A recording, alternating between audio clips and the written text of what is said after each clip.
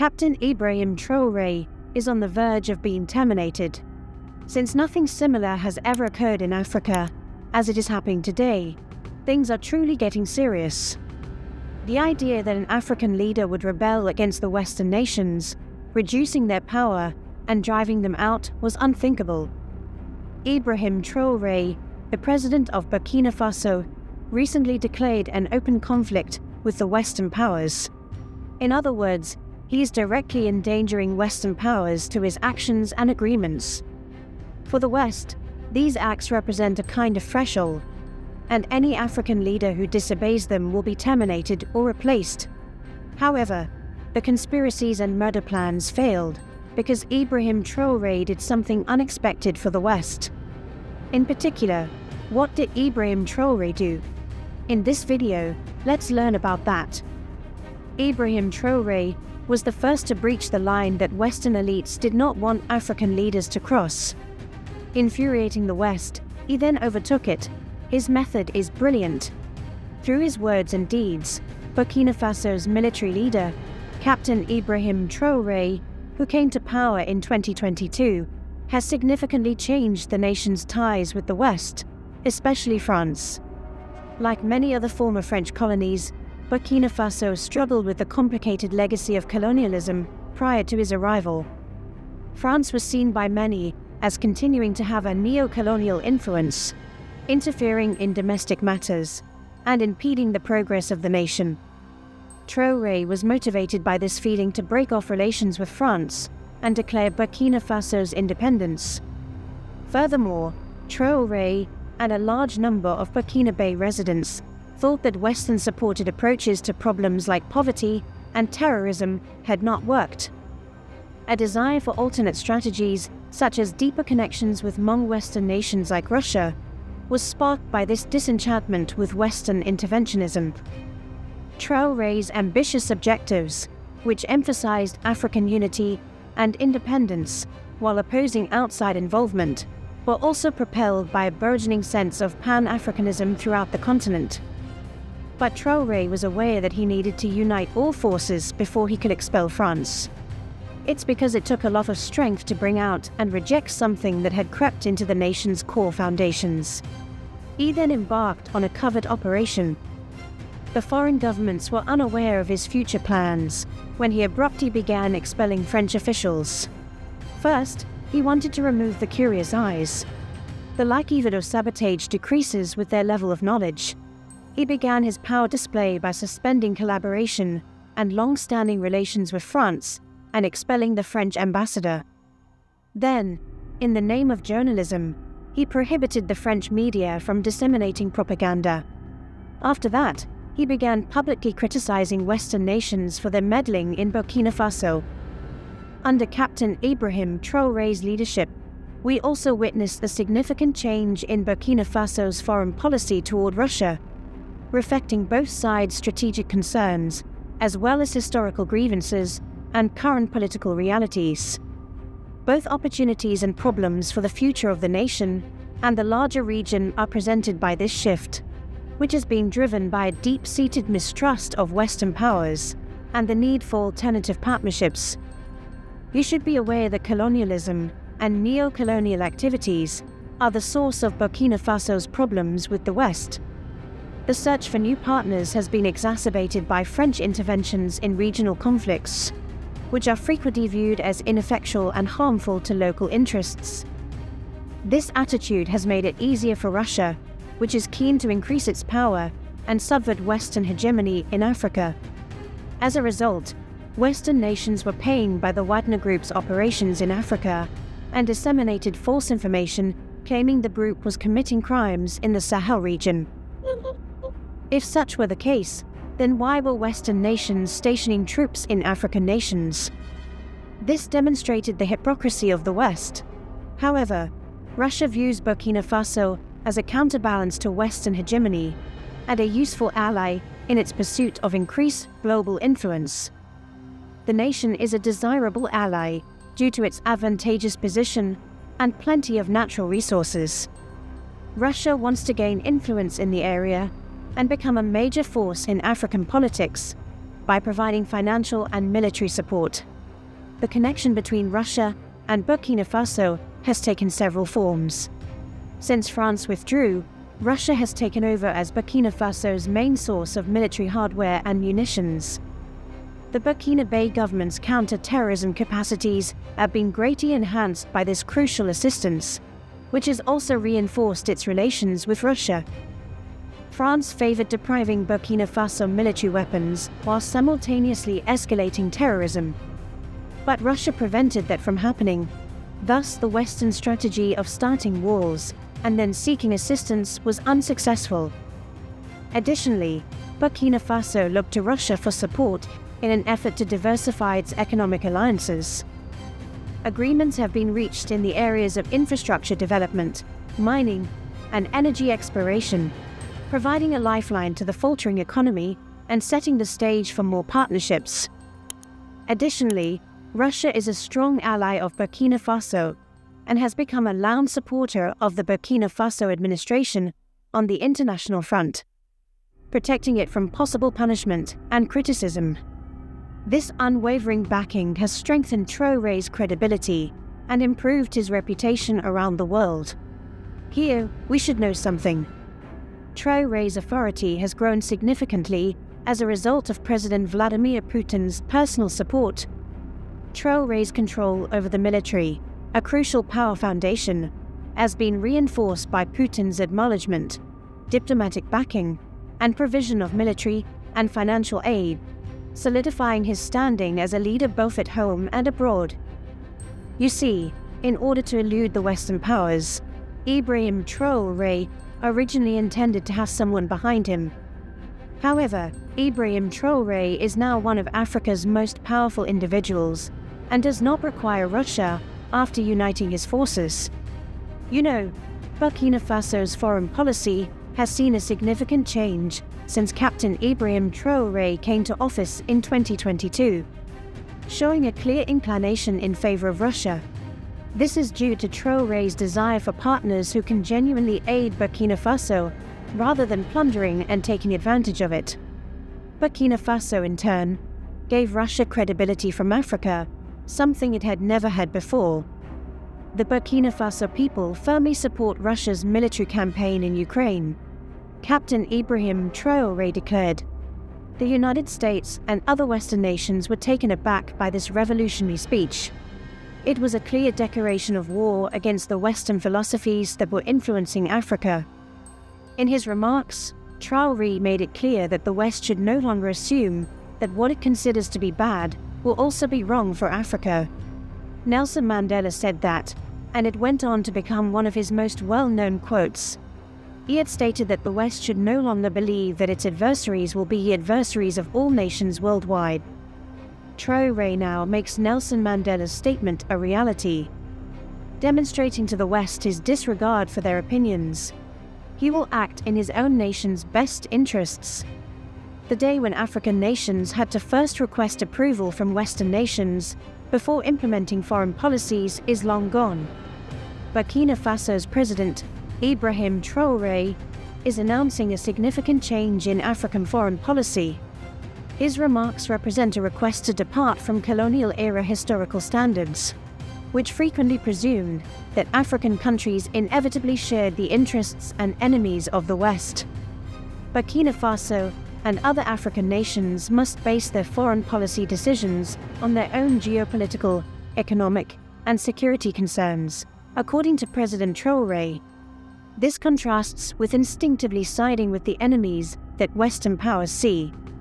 By calling for a shift away from colonial-era mindsets, President Traore is advancing a more autonomous and regionally focused approach to international relations. He emphasized how important it is for African countries to identify their own adversaries and allies in light of regional dynamics, national interests, and international geopolitical realities.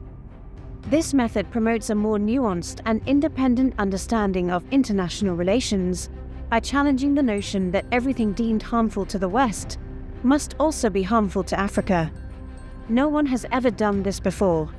An African leader would be terminated right away if he supported such a notion. Add your voice to the total liberation of Africa by leaving a comment in the comments section below. Do not forget to like and subscribe for more informative videos like this one. Let's proceed. Traore has not only put out this concept, but he has also made it a reality. He accomplished this by frightening the West by declaring that he would maintain diplomatic ties with North Korea, the West's worst adversary. Depending on the allegiance of the Burkinabe leader in power, Burkina Faso's relationship with North Korea evolved over time. During its early years, North Korea gave Burkina Faso some technical and agricultural assistance, setting the stage for a deeper partnership based on similar ideologies. When Marxist revolutionary captain Thomas Sankara took over as head of Burkina Faso in 1983, a pivotal event occurred. Seeing North Korea's communist regime as a kindred spirit, Sankara established diplomatic relations and began a tight alliance that included 2 visits to Pyongyang and military cooperation. As Prime Minister and then President, Sankara made his first trip to North Korea. Furthermore, the creation of a Korea-Burkina Faso Friendship Association represented the strengthening of the 2 countries' ideological and cultural ties. Blaise Compaoré, Sankara's successor, initially maintained the tight connections with North Korea after his assassination in 1987. Compaoré's dedication was confirmed during his 1988 visit to Pyongyang. A watershed was reached in 2009, though, when Burkina Faso, a temporary member of the UN Security Council, supported Resolution 1874, which placed more sanctions on North Korea. Burkina Faso's support for international concerns on North Korea's nuclear development was indicated by this. Given that Compaoré was the one responsible for Sankara's murder, this was carried out under Western control. According to experts, Thomas Sankara's growing cooperation with North Korea was one among the factors that led to his assassination by Western forces. You should be aware, though, that North Korea did not pose a bigger threat to the Western countries at the time. However, Captain Ibrahim Traore has begun a conflict with the West by approaching North Korea. However, Burkina Faso broke diplomatic ties with North Korea in 2017 as a result of pressure from the West and UN resolutions, signifying a serious rift between the 2 countries. However, following a 6-year hiatus, we have witnessed a fresh start. On March 30, 2023, Burkina Faso and North Korea announced that diplomatic ties had been restored. Dealing with a growing terrorist threat, Burkina Faso hopes to work with North Korea to strengthen its military. Additionally, it wants to demonstrate more autonomy in its foreign policy by fostering connections with people other than conventional Western allies. Potential cooperation in a variety of areas, including mining, healthcare, agriculture, and research, is covered by the agreements between Burkina Faso and North Korea. There is a chance for cooperation in counter-terrorism initiatives due to North Korea's proficiency in military training and weaponry development. But Burkina Faso's desire to buy weapons from North Korea might be against UN sanctions, which would have negative economic and diplomatic effects. Ibrahim Traore, meanwhile, is unconcerned since he opposes imposing penalties that lead his nation to suffer losses. Things become complicated at that point.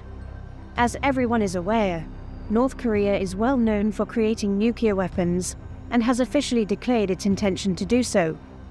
As a result, Burkina Faso has a greater likelihood of wanting nuclear technology or knowledge as well. The likelihood of Burkina Faso becoming more independent rises at that point. The West can no longer dictate to or blackmail a nation after it acquires nuclear weapons. This is evident in the example of North Korea, which continues to operate despite severe sanctions and against which the West is powerless. Instead of restricting African nations to the options provided by the West, this concept opens doors to a variety of opportunities from which they can profit. Stated differently, this signifies the complete emancipation of African nations, who will eventually shed their Western dominance. And if this occurs, the Western nations will be left without any land, such as Africa, to exploit and develop their own economies. There has been a lot of conjecture about Burkina Faso's recent alliance with Russia under Captain Ibrahim Traore's leadership. According to some, this action could start a chain reaction for Africa, bringing in a new Russian-dominated age and possibly displacing Western dominance in the area. The reason for this is that Burkina Faso unquestionably has attributes that could make it a major actor in such a situation. Burkina Faso, which is strategically located in the center of West Africa and shares borders with important countries like Mali and Niger, has the potential to become a focal point for geopolitical changes. Its wealth of natural resources, particularly gold and manganese, make it more appealing to Russia and give it leverage to forge closer political and economic ties. Furthermore, the continuous fight against terrorism makes it easier for Russia to provide military support, which could lead to closer security collaboration. By extending its pro-Russian posture outside and drawing in other disenchanted African countries, this confluence of circumstances puts Burkina Faso as a possible catalyst for change. Burkina Faso might serve as a beacon for other African nations dissatisfied with the West, luring them into Russia's sphere of influence if it can successfully collaborate with Russia. This might cause a chain reaction that drastically reduces Western influence and changes the region's geopolitical environment. A change of this kind can have far-reaching effects, possibly increasing competition while weakening Western clout on defenses like democracy, human rights, and good governance. Now, though this is a reality, Captain Ibrahim Traore has now crossed the threshold and is on the verge of crossing it again.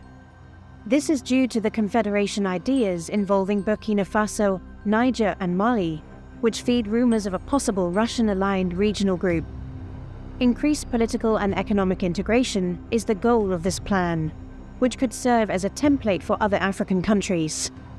A groundbreaking project that goes against traditional ideas of regional collaboration is the formation of a confederation comprising Mali, Niger, and Burkina Faso.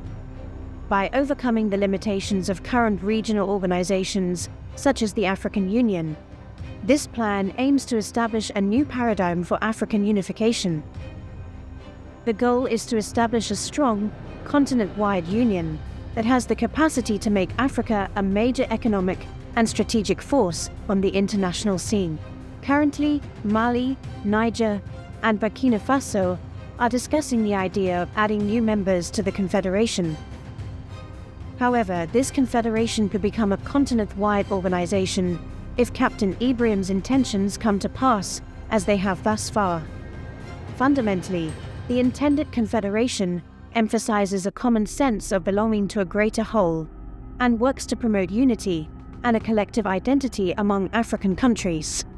The idea of the United States of Africa, in which all African nations would be unified as a single body rather than existing as separate nations, is quite similar to this. This goes beyond simple regional ties, envisioning a single continent that transcends past boundaries.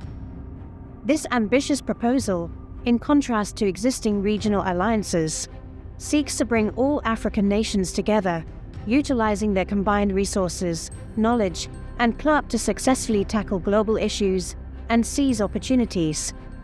The creation of strong institutional and legal structures is essential to the proposed union.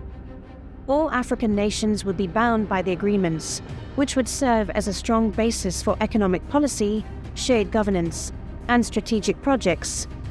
With the united front against historical narratives influenced by outside forces, the Confederation is envisioned as a symbol of African sovereignty and self-determination. African countries would hope to have more clout in international affairs through this confederation, with a more powerful diplomatic voice to actively engage in determining international policies, tackling global issues, and plots and coups against him. Will he share the same destiny as earlier revolutionary leaders like Thomas Sankara? Tell us what you think in the comments section below. We explore the rich history, culture, and the ongoing struggle for sovereignty in Africa.